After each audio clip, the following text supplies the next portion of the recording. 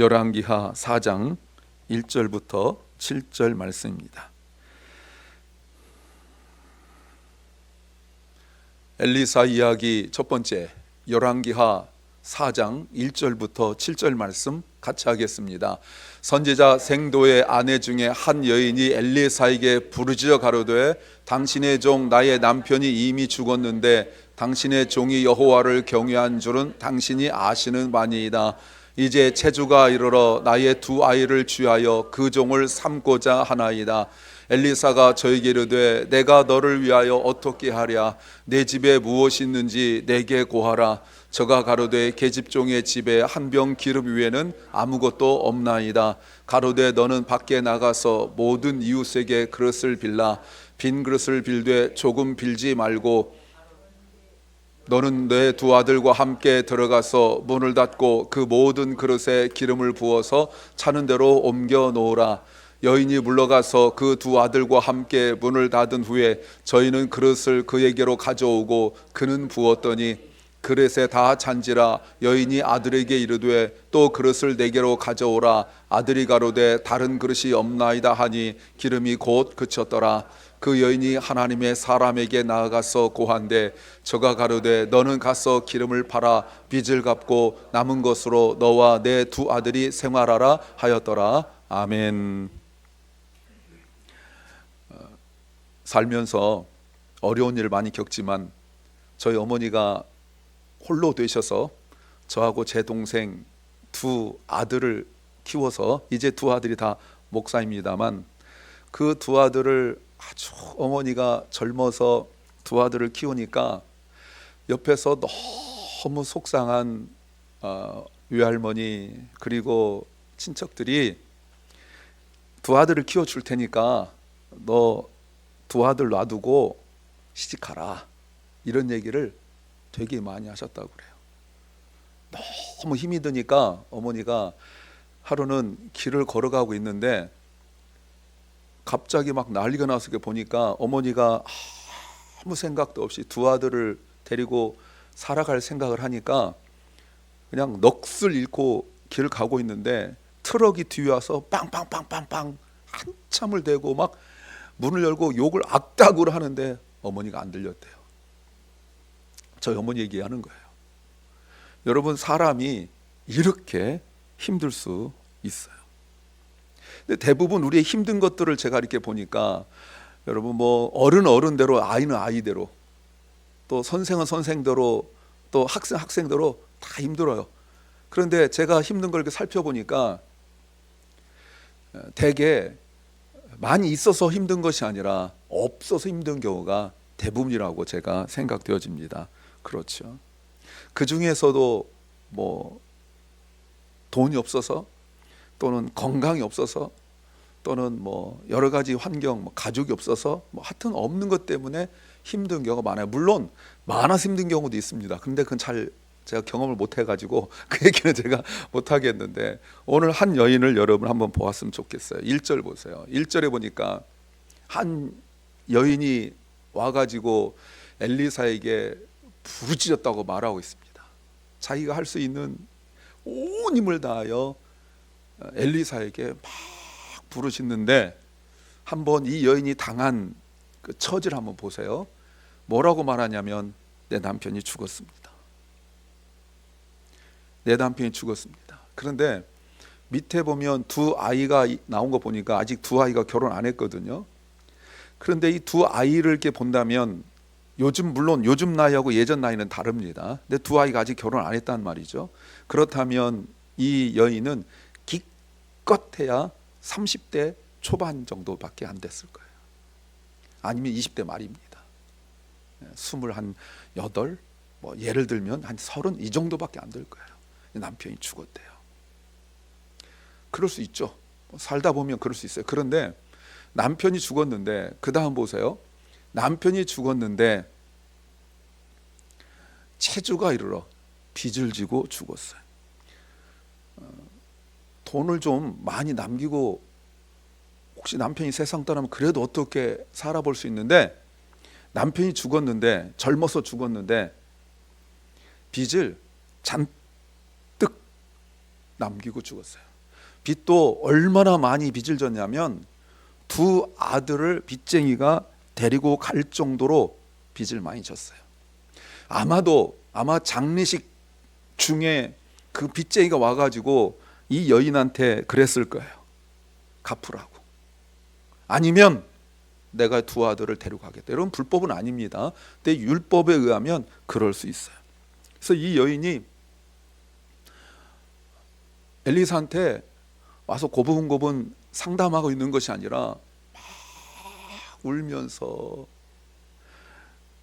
선지 엘리사한테 말하는 거예요. 지금 남편이 죽었는데 내가 두 아들을, 남편이 빚을 많이 지고 가서 두 아들을 다 빼앗기게 생겼어요. 2절에서 엘리사가 뭘 가지고 있냐고 물어보니까 이렇게 대답해요. 계집종의 집에 한 병 기름 외에는 아무것도 없습니다. 엘리사가 물어볼 때 자기가 아무리 생각해도 가지고 있는 거는 한 병 기름은 뭐 이만한 큰 것도 아니고 조그만 기름이고, 하여튼 자기는 아무것도 없대요. 여러분, 좀 실감이 되십니까? 이 여인이 지금 겪고 있는 이 일이 실감이 돼서요. 남편 죽고 남편이 빚을 어마어마하게 져서 두 아들을 빼앗길 상황 속에서 내가 지금 가지고 있는 것이 아무것도 없다라고 이렇게 말한 거 말이죠. 그러면 우리가 하나 봐야 돼요. 도대체 이 남편이 왜 이렇게 빚을 많이 졌을까? 무슨 사업을 하려다가 망해서 빚을 졌는가? 아니면 빚 보증 잘못 써가지고 빚을 졌는가? 여러분, 성경에 다시 1절 보시면 성경에서 빚을 진 이유를 말하고 있는데 이렇게 말하고 있어요. 말하고 있는데 뭐라고 말하냐면 선지자 생도 중 아내라고 말하고 있어요. 왜 빚을 졌냐면 남편이 선지자의 생도기 때문에 목회자를 졌다 이 말입니다. 잘 살아보려고 사업하려다가 망하여 빚진 것이 아니라 목회자인데 빚을 졌다고 말하고 있어요. 이때가 북이스라엘 여호람 왕 때인데 여호람의 아버지 어머니가 누구냐면 그 유명한 아합과 이세벨 때예요. 그러니까 이때는 신앙이 완전히 바닥일 상황 속에 있었거든요. 그러니까 신앙으로 살아간다는 거 결코 쉬운 일이 아니에요. 여러분, 예전 얘기할 필요 없지만 예전에 제가 중학교 때 미션 스쿨을 다녔는데 저희 교목 목사님께서 미국 한번 다녀오실 때마다 늘 미국을 그런 얘기 했었어요. 그때는 한국에 있는 목사님들도 미국에 올 때 목사님이기 때문에 비행기 값이 반절이었대요. 맨날 그 얘기했어요. 그래서 저도 한 미국 가고 싶어서 목사 될까? 이런 생각을 우리끼리 말할 정도였었어요. 비행기 값은 정부에서 하는 것도 아닌데 비행기 값이 반절이었어요. 심지어 제가 미국에 왔을 때만 하더라도요, 병원에서 목사만 주차할 수 있는 그 주차 자리가 따로 있었어요. 심지어 목사이기 때문에 수술실 들어가서 제가 그 성도를 위하여 기도해 준 적도 있어요. 목사라고 말하면 그랬어요. 심지어 제가 다른 곳 살 때 저랑 같은 아파트에 사는 분이 병원에 입원을 했는데 제가 그분 직접 목사도 아닌데 이웃 사는데 가가지고 내가 목사라고 말하니까 그 가족들한테 얘기 안 해줬는데 제가 패스터라고 그러니까요, 거기에 담당 주치의 그 다음에 그 뭐 과장인가까지 와가지고 저 하나만 놓고 브리핑을 했어요. 목사라고. 한때는 오래된 이야기지만 한국에서 유명한 이화여대라는 곳에서 결혼 배우자 2위가 목사인 적이 있었어요. 대단하죠? 여러분, 이것도 정상은 아니에요. 근데 여러분, 남편이 왜 빚을 졌는지 진짜 중요한 거 1절에 나오는데 이렇게 말하고 있어요.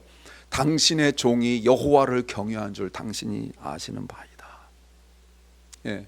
여러분, 빚을 진 이유가 하나님을 경외하기 때문에 그렇다. 여러분, 이게 이 말이 이해가 되십니까? 하나님을 경외하는데 왜 빚을 져요? 하나님을 경외하면 축복받아야 되잖아요. 그런데 왜 하나님 경외하는데 빚을 지냔 말이에요. 예. 목회자이기 때문에 빚을 짓는다는 것도 이것도 이해가 안 되지만 하나님을 경외하는데 빚을 짓는다, 이건 더더욱 이해할 수가 없을 때예요. 이 말의 의미가 무엇이냐면 이때 당시가 비신앙적인 방법이 아니면 돈을 도무지 벌 수 없는 상황이었다는 것을 우리에게 알려주는 거예요. 하나님을 경외하니까 그런 방법 차마 못 쓰고 있었다는 거예요. 얼마나 빚을 많이 졌는지 자기가 죽고 난 이후에 두 아들이 빼앗길 정도까지 빚을 많이 졌어요. 자기는 그럴 줄 몰랐겠죠. 그동안 벌어놓은 돈도 없었어요. 여러분, 그때 당시 아합이 다스리고 뭐 이런 때도 힘든 것이 아니라 사실은 요즘도 목회자들 만만치 않아요. 아버지가 큰 교회 목사인 경우에 그것을 이어받는 것은 이제 세습이라는 단어를 씁니다. 한국에서 세습을 한다면 여러분 그럴 수 있어요. 출발선이 달라요. 근데 여러분, 한 가지 꼭 짚고 넘어갈 것은, 저는 세습하지 않으니까 염려하지 마시라는 걸 좀 미리 말씀을 좀 웃지도 않네요. 뭐 어떤 분들 그럼 이걸 물려주겠냐 이렇게 생각하겠지만, 다행인지 어떤지 우리 아이는 한국권이 아니니까 다행히 목사들 생각도 없고, 어렸을 때 목사 된다고 그래서 저하고 제 아내가 무슨 소리 하는 거냐 이렇게 했더니 애들이 아빠 가만 놔둬요, 저러다가 생각 바뀌어요. 그랬더니 애가 생각이 바뀌어서 얼마나 감사한지. 하여튼 1차적으로 제가 목사 안 될 제 아들에게 물려주지 않을 거니까 여러분 안심하시고요. 여러분 1절을 다시 보세요. 1절에 이 아내의 말을 보세요. 자기 남편이 젊어 죽었습니다. 빚을 많이 져가지고 두 아들이 뺏길 정도로 지금 상황입니다. 그런데 아내가 말한 걸 가만히 보니까 남편을 원망하는 말이 아니에요. 자기 남편이 하나님을 경외하는 것이었던 것을 당신이 아시는 겁니다 라고 인정해요. 여러분, 무슨 말입니까? 자기 남편이 목회자 되고 하나님 경외하는데 빚이 많이 지고 죽어서 두 아들이 빼앗길 상황이 되었지만 그 아내는 남편을 원망하지 않아요. 그때 당시에 선지자가 된다는 것은 참 어려운 일이었고, 또 선지자가 된다 한들 엘리사처럼 쓰임받는 경우도 거의 없어요. 그래서 내 남편이 결혼하고 난 이후에 신학을 했는지 결혼하기 전에 신학을 했는지 모르지만, 결혼하기 전에 만약에 남편이 신학을 했다면 이 신학생인 남자와 결혼한 것을 이 여인은 두려워하지 않았다는 거예요. 그리고 결혼하고 난 이후에 만약 신학을 했다면 거기에 동의했다는 거예요. 과정은 모르겠지만 동의했다는 거예요. 왜요? 이렇게 해서 내 남편이 신학게 돼서 선지자 되면 저렇게 엘리야 엘리사 선지자처럼 죽은 사람도 살리고 병든 자도 고치고 하늘 불 떨어지게 하고, 여러분 이렇게 해서 기대감 가지고 결혼했을까요? 아니죠. 내 남편이 신학하여 가난할 것이지만 그 남편에게 있는 한 가지 본 것이 무엇이냐면 하나님을 경외하는 거예요. 하나님 경외하는 거. 여러분, 그것이 비록 남편이 젊어서 두 아들 남기고 빚 잔뜩 지고 죽었지만 절대로 원망하지 않을 이유라고 말할 수 있어요. 남자들, 여러분 대부분 결혼한 사람, 물론 결혼 안 하는 몇 명 있지만 이런 아내 얻기 쉽지 않습니다. 아내가 남편이 하나님 경외하는 것이 아닌 다른 것을 내세울 때가 많아요. 어지간한 아내들은 남편이 하나님을 경외하고 예배하면 같이 은혜 받아 같이 뜨겁고 하면 좋지만, 그렇지 않은 경우에는 아마 아내가 남편한테 이렇게 말할 거예요. 어지간히 하시라고. 그렇게까지 꼭 하실 필요가 있냐 이렇게 할 거예요. 세상이 그렇게 만들었죠. 아마 어떤 아는 이렇게 말할 분 있지 않을까요? 나는 그렇게 죽어도 못 살아 이렇게. 남편이 하나님 경외하여 빚지지 뭐 한다는 건 맨날 가가지고 돈 벌 일은 하나도 안 하지, 아침에 나가서 저녁 때까지 오는데 뭐 했는지 모르는데 목소리 새가지고 여보 이렇게 들어오지 뭐 했겠어요? 부르짖고 기도했을 거 아니에요. 그리고 성경책 봤으니까 눈이 뻘게 가지고 돋보기라도 있었겠어요. 와가지고 막 피곤해. 그러면 못된 아내 같으면 당신 하루 종일 뭐 한다고 이렇게 했을 거 아니에요. 근데 남편이 빚 많이 지고 죽었는데 아내가 소리 지르고 울부짖는데 원망하는 말이 아니라 그 남편을 인정하는 말을 하는 거예요. 그래서 남편이 죽고 난 이후에 어떻게든지 견뎌보려고 애를 썼을 거예요. 그런데 빚쟁이가 와가지고 두 아들을 빼앗아 간다고 말하니까 이 아내가 너무 힘들었던 거죠. 여러분, 이 상황 속에서 이 여인이 할 수 있는 일이 뭐가 있을까요? 또 다른 사람한테 빚을 꾸러 다녀야 될까요? 아니면 빚쟁이한테 가서 좀 봐달라고 말할까요? 여러분, 이렇게 없으면 가족 돌보지 않습니다. 형제, 친구 돌보지 않습니다. 왜요? 한 번 어떻게 도와주겠지만 보세요 여러분, 남편 죽었죠. 그리고 빚 잔뜩 져서 두 아들 빼앗길 것 같죠. 이런 사람에게 괜히 도와준다고 아는 척하면 맨날 와가지고 도와달라고 말할까 봐 본 척도 안 하는 거예요. 이때 이 여인이 할 수 있는 일이 뭐가 있어요? 성경 보세요. 1절 보시면 이 여인이 한 것은 엘리사에게 온 거예요. 단 하나예요. 다른 거 없어요. 사랑하는 여러분, 이 여인이 이 이후에 이제 2절부터 나오는 그 모든 것들이 나오는데 어마어마한 기적을 경험하고 남들 부러워하는 인생을 사는데 그 시작이 엘리사에게 나온 것 단 하나예요. 다른 거 없습니다. 이 여인이 뭐 갑자기 숨겨놓은 돈을 찾았다든지 남편이 빚지고 죽은 줄 알았더니 갑자기 보험에서 나와가지고 사실은 말이죠 하고 남편이 당신 모르게 생명보험 들어놨다는 등 뭐 이런 거, 아니면 집에서 막 이고 있는데 누가 문 밖에서 두들겨요. 누구세요? 문 열어보니까 막 검정 양복에 좋은 세단 입고 온 사람들이 사실은 당신의 6전에 8전에 7촌 오빠가 죽으면서 이렇게 유산 상속했다, 이런 거 아닙니다. 이건 드라마에서도 안 나와요. 세상 사람들은 다른 방법들을 찾아 나가지만 우리 그리스도인들이 문제 해결할 수 있는 단 하나는 주님께 나오는 것임을 믿으시기 바랍니다. 여러분, 어디로 가려고 그래요? 자꾸 누구 만나려고 그래요? 엘리사에게, 주님에게 나오신 것 외에는 다른 방법이 없습니다. 오늘 성경은 이걸 강조하려고 그러는 거예요. 이연이 와서 울부짖어 해결된 것이 아니라, 이연이 와서 자신의 딱한 사정을 이야기해서 해결된 것이 아니라, 이연이 가진 것이 없어서 문제가 해결된 것이 아니라, 이 여인이 주님께 나온 단 한 가지 때문에 문제가 해결된 것을 믿으시 바랍니다. 그래서 이렇게 정리할 수 있죠. 이 여인의 문제 해결의 시작은 엘리사에게 나온 거예요.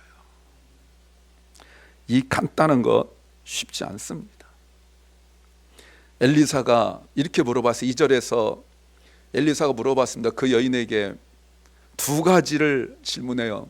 내가 너를 위하여 어떻게 할까? How can I help you? 널 어떻게 도와줄까? 물어봅니다. 또 하나가 네가 가진 것이 무엇이냐 하고 물어봐요. 이 질문에 이 여인의 대답을 보십시오. 내가 너를 위하여 무엇을 하랴? 어떻게 도와주랴? 그랬더니 이 여인이 아무 말을 못해요. 왜냐하면 뭔가 도움을 기대하고 온 건 아니거든요. 내가 엘리사 만나서 이렇게 얘기해야지. 그러니까 아무 말도 못하고 가만히 있는 거예요. 그런데 엘리사가 묻죠. 내게 구하라. 네가 가진 것이 무엇이냐? 라고 묻죠. 근데 이 여인이 그건 대답할 수 있어요. 왜냐하면 집을 다 뒤져봤거든요. 오직 작은 병 기름 한 병밖에 없습니다. 이때 이 기름은 먹는 기름이 아니고 예전에는 상처나면 기름을 발랐거든요. 그리고 사람이 죽으면 부패되어 냄새 나니까 거기에 뿌렸거든요. 그래서 아마 어쩌면 어느 분이 그렇게 해놨던데, 어떤 학자가 이 한 병 기름도 남편이 죽고 난 장례식에 뿌린, 시체에 뿌린 그 나머지가 아닐까 이렇게 생각하고 있어요. 그러니까 이 여인이 지금 계속 말하고 있는 게 뭐냐면 없습니다. 아무것도 없습니다. 돈도 없습니다. 가진 것 없습니다라고 말해요. 지금 이러고 말하고 있어요. 한 병 기름 외에는 가진 것이 아무것도 없습니다. 이 여인이 그냥 막연하게 생각하는 것이 아니에요. 자기가 집안을 샅샅이 뒤져봤는데 가진 것은 단 이것밖에 없다고 말하고 있어요. 엄살 떠는 거 아니에요. 그냥 힘들어 죽겠다 우리 늘 하는 그런 입버릇이 아니에요. 우리 종종 그렇잖아요, 여러분. 뭐 물어보면 어때요? 힘들어 죽겠어요 라고 말하고 골프 치러 나가잖아요. 그 돈도 없다는 거예요. 나는 입을 것이 없어. 옷 한 100벌 놓고 늘 하는 얘기 있잖아요. 입을 것이 없어. 여러분, 제가 며칠 전에 새벽에 교회 나오다가 무심코 신발장을 이렇게 봤어요. 저 신발 없는 줄 알았거든요. 세상에 신발이 열 몇 켤레가 있는 거예요. 열 몇 켤레가 시즌별로. 봄, 여름, 가을, 겨울 이렇게는 아니지만 하여튼 있어요. 슬리퍼까지 이렇게. 없는 게 아니더라고. 근데 이 여인이 진짜 없는 거예요. 그냥 하는 말이 아니라 진짜 기름 작은 병 하나밖에 없어요라고 말해요. 여러분, 그런데 엘리사의 질문을 다시 보세요. 내가 너를 위하여 어떻게 하랴 라고 한 다음에 그 다음에 내 집에 무엇이 있는지. 이 여인은 뭐라고 말하냐면 I have nothing, 없습니다 라고 하는데 지금 뭐라고 말하냐면 What do you have? 뭘 가지고 있느냐고 물어봐요. 그러니까 아무것도 없는 줄 알았는데 엘리사의 말씀을 듣고 비록 그것 외에 아무것도 없다고 말은 했지만 이 여인이 집중한 것이 무엇이냐면 있는 거예요. 여러분, 그래서 말씀을 들을 이유가 여기에 있어요.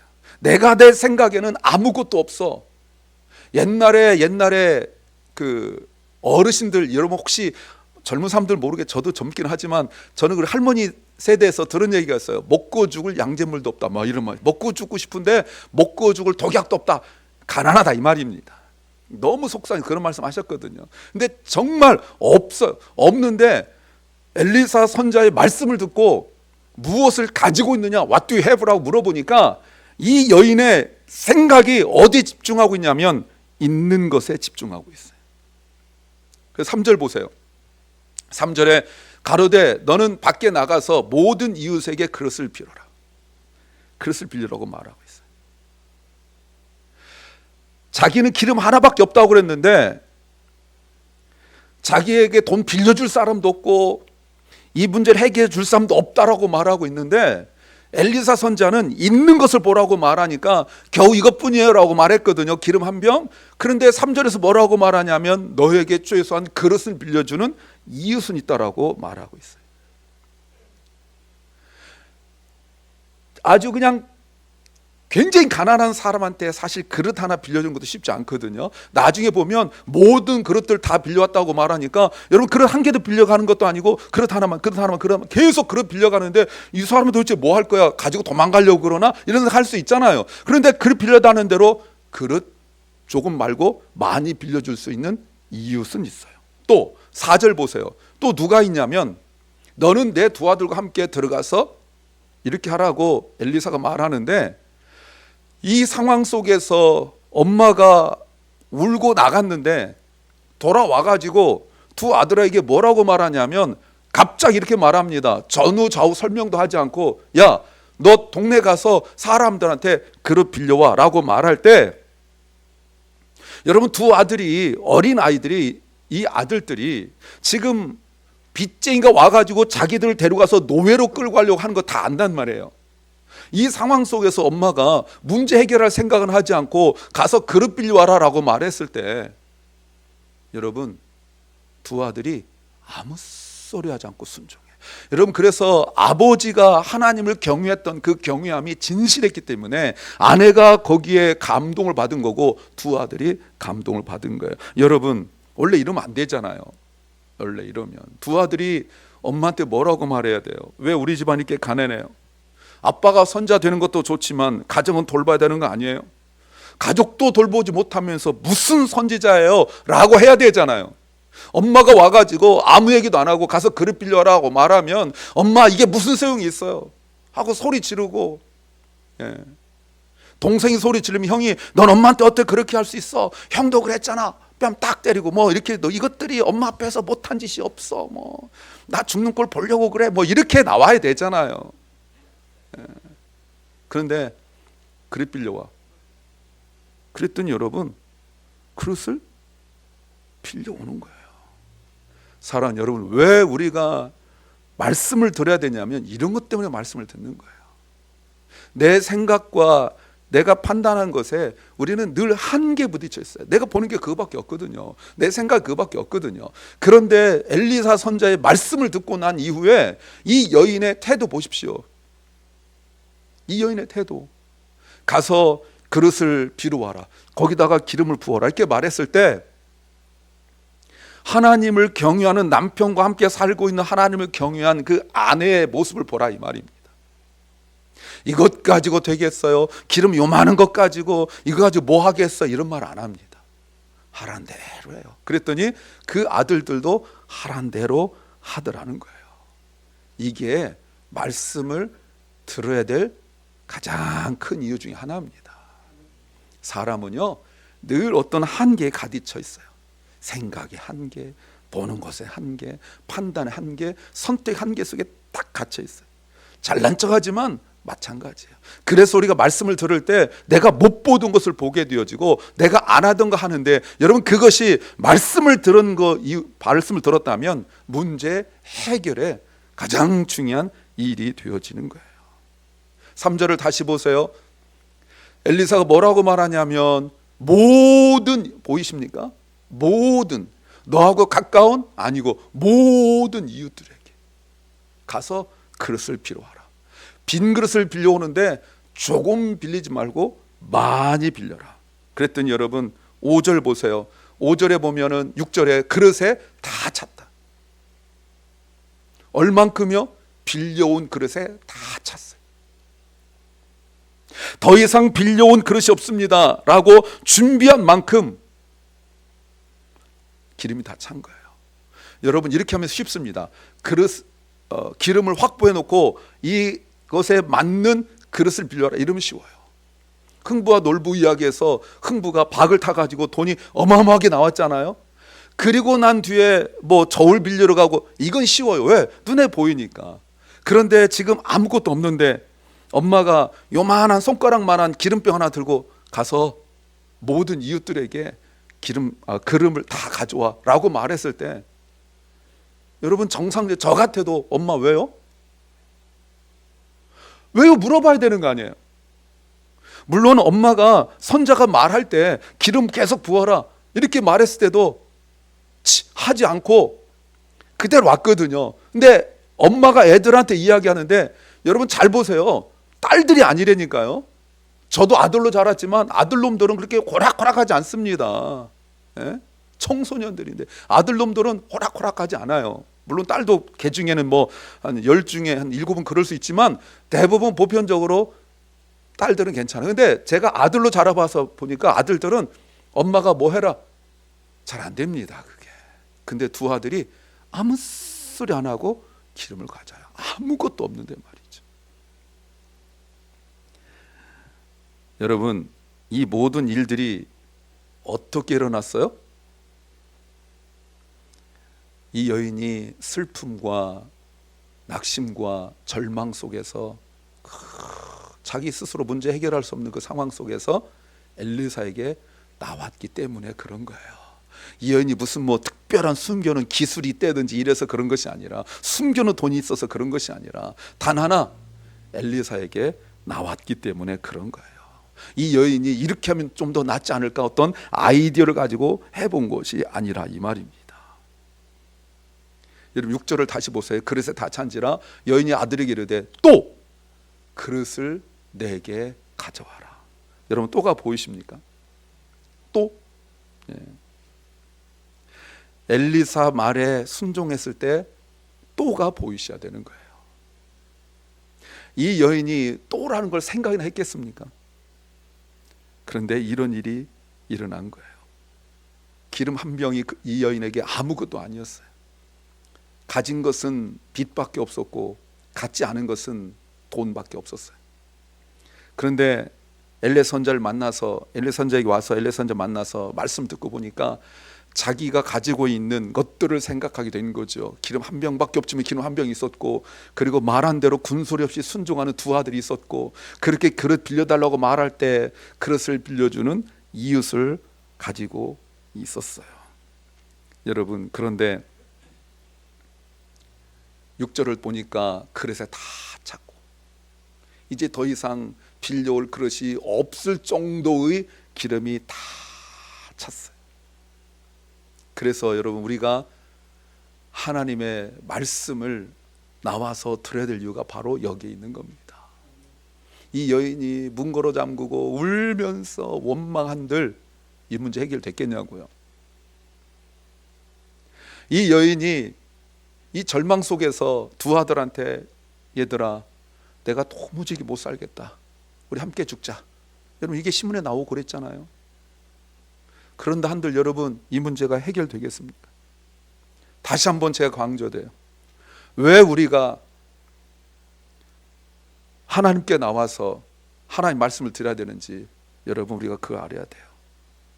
그 이후에 이 여인이 보세요. 7절, 그 여인이 하나님 사람에게 나와서 말을 했어요. 누구에게 나왔다고요? 누구에게요? 하나님의 사람에게. 1절은 어떻게 나온지 아세요? 여러분, 1절에는 이렇게 나왔었어요. 선자 생도 중 아내 중 한 여인이 누구에게?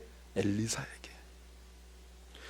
엘리사, 같은 엘리사인데 자기가 힘들고 절망스럽고 너무 답답할 때는 엘리사에게 나왔는데, 말씀을 듣고 문제 해결되고 나니까 이제 엘리사가 엘리사로 보이지 않고 하나님의 사람으로 보이는 거예요. 뭐가 바뀌었습니까, 여러분? 이 여인이 바뀌었죠. 한번 질문 드려요. 저를 보세요. 제가 김병학으로 보입니까? 네, 애라고 하면 안 되지. 이런 때는 애라고 하면 안 되고 하나님 사람으로 보이는데 이래야 되는데 참 심각하죠. 이 여인이 어마어마하게 기름을 어느 정도 되는지 모르겠습니다.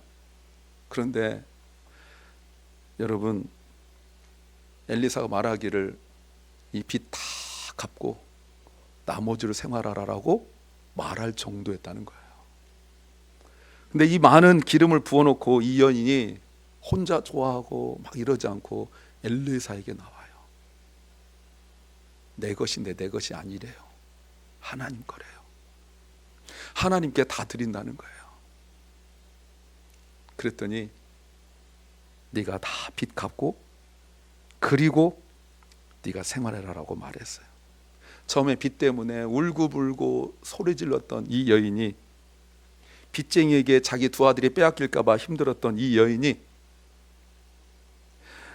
엘리사에게 나와서 말씀을 듣고 문제가 해결되고 났을 때 하나님을 깊이 경험한 거죠. 사람들이 물을 거 아니에요. 어떻게 빚을 갚게 되었느냐, 어떻게 너 이렇게 살게 되었느냐 라고 말했을 때, 여러분, 이 여인이 얼마나 하나님을 간증하겠어요.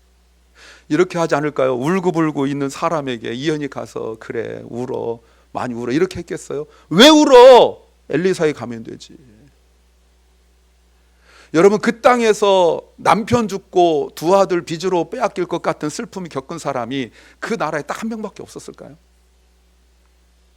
다른 것 때문에 절망하고 다른 것 때문에 힘들어하고 병 때문에 돈 때문에 여러 가지 힘들 때 이 여인이 그 사람 만나면 뭐라고 말했을 거예요? 뭘 이렇게 힘들어해? 주님께 가면 되지. 이랬지 않았을까요? 우리의 문제가 뭐예요? 주님께 오지 않는다는 게 문제예요. 문제란 걸 다 알면서 다른 건 다 해보는데 주님께 나오지 않아요. 사랑하는 여러분, 이 여인이 오만 생각 다 할 때 멀리 도망가 버릴까? 빚쟁이한테 가서 한번 빌어볼까? 뭐 이런 생각 다 했을 거예요. 근데 여러분, 이렇게 어려울 때 우리는 단 하나만 생각하셔야 됩니다. 그게 뭡니까? 주님께 나오는 거예요. 제발 다른 생각하지 마세요. 정도의 차이는 있겠지만 힘들고 어려울 때 다른 생각하지 마시고 주님께 나오시면 되는 거예요. 그럼 문제 해결되는 겁니다. 여러분 마가복음 5장의 말씀에 보시면 26절 이하에 보니까 12년 동안 혈루병 앓았던 여인이 나와요. 그녀는 많은 의사들을 찾아다니며 치료를 받느라고 무척 고생했고 있는 재산도 다 허비했어요. 나아지기는커녕 오히려 병만 다 악화되었어요. 여러분 돈이 많았죠? 그렇다고 여러분 제가 의사한테 가지 말라는 그런 얘기가 아니에요. 이런 상황들 속에서 이 여인은 돈이 더 있었다면, 아마 돈이 다 떨어지지 않았다면 또 의사 찾아다니고 막 이랬을 거예요. 돈 떨어지고 병은 계속 깊어지는데 할 수 없을 때 예수님 오신다는 말을 듣고 그 여인의 마음속에 가서 예수님의 옷자락이라도 만져야겠다. 여러분 그 믿음이 그 여인을 치료한 줄로 믿습니다. 사람들이 그렇게 많은데 그걸 뚫고 가서 예수님의 옷자락이라도 만져야겠다고 했던 그 단 한 가지 생각, 그게 곧 믿음이잖아요. 그걸로 해결된 거예요. 사랑 여러분, 없어서 힘들다, 물론 그럴 수 있어요. 예수님도 비슷한 상황이 있던 적이 있었죠. 수많은 사람들이 예수님께 와서 말씀을 듣고 난 이후에 너무나 많은 남자만 5천 명 되는 이런 상황들 속에서 제자들이 예수님께 와가지고 뭐라고 말하냐면 이제 돌려보냅시다 이렇게 말해요. 그랬더니 마태복음 14장 16, 17절 말씀에서 이렇게 말씀하시죠. 예수님께서 너희가 그들에게 먹을 것을 주어라. You give them something to eat 이렇게 말하죠. 그랬더니 17절 제자들이 말하기를 우리에게 있는 것이라고는 빵 5개와 물고기 2마리 밖에 없습니다. 없다는 거 아니에요. 그랬더니 주님이 노발대발 화를 내시면서 너희들은 가진 것도 없니 하면서 가서 좀 빌려와 이렇게 말씀하지 않으셨어요. 우리가 너무 잘 알잖아요. 여러분 이것밖에 없다고 하는 이것 가지고 우리가 늘 부러워하는 오병이어의 기적이 일어난 줄로 믿습니다. 아멘. 오병이어 기적이 일어날 줄로 믿습니다. 우리는 아멘. 그건 다 좋아해요. 근데 우리는 여전히 없는 것만 바라보고 있다는 거예요. 예수님이 한 번은 사람들이 서기관이 와가지고 늘 주님을 막 욕하고 덤벼들었는데 그 중에 한 서기관이 와가지고 예수님께 말했어요. 내가 주님을 따라가겠습니다. 그랬더니 마태복음 8장 20절에 예수님께서 말씀하시기를, 그에게 대답하시기를 여우도 굴이 있고 공중에서도 둥지가 있는데 인자는 머리 둘 곳 없다. 없대요. I have no place. 예수님 없으셨어요. 그래서 절망하셨습니까? 오히려 예수님은 우리에게 자신의 가진 피와 살과 생명까지 다 주신 분이에요. 그리고 우리를 붙잡아 주셨죠. 사랑하는 주님의 성도 여러분, 세상 사람들은 얼마나 가졌는지를 봐요. 그러나 우리는 무엇을 가졌는지가 중요한 것입니다. 세상 사람들은 물질, 재산, 돈 가져야만 되지만 우리는 오직 예수 그리스도를 가졌다는 것이 우리에게 소망이 되시기를 주의 이름으로 축원합니다. 예수 그리스도가 누구인지에 대하여서 요즘에 마침 우리가 로마서를 묵상하고 있는데 로마서를 보면 가슴이 뛰어요. 오늘 말씀도, 오늘 묵상 말씀도 그렇잖아요. 얼마나 주님께서 우리에게 주신 게 많은지 말이죠. 이 여인은 가진 것이 없었기 때문에 엘리사에게 왔어요. 만일 조금이라도 가진 것이 있었다면 절대로 나오지 않을 것입니다. 우리가 그렇죠. 사랑하는 여러분, 없어서 주님께 나오는 것은 부끄러운 일이 아닙니다. 연약하기 때문에 주님 앞에 나오는 것은 손가락질 받을 일이 아닙니다. 문제는 내가 주님께 나오지 않는다는 것이 문제예요. 아직도 내 자아가 살았고, 아직도 내 의의가 살았고, 아직도 내 계획이 살았고, 아직도 내 생각이 살아서 나오지 못하는 것이 안타까운 거예요. 여러분, 그래서 우리가 주님 앞에 나와서 말씀 들을 때 주님이 나의 눈을 열어주시죠. 시편 119편 18절 말씀에 우리 같이 한번 읽겠습니다. 같이 합니다. 내 눈을 열어주십시오. 그래야 내가 주의 법 안에 있는 놀라운 진리를 볼 것입니다. 아멘. 내가 가진 것이 없어서 내가 주님 바라볼 수 있다면, 그래서 그 주님이 나에게 말씀을 주심으로 내가 볼 수 있는 것을 갖게 된다면 그것이 큰 축복인 줄로 믿습니다.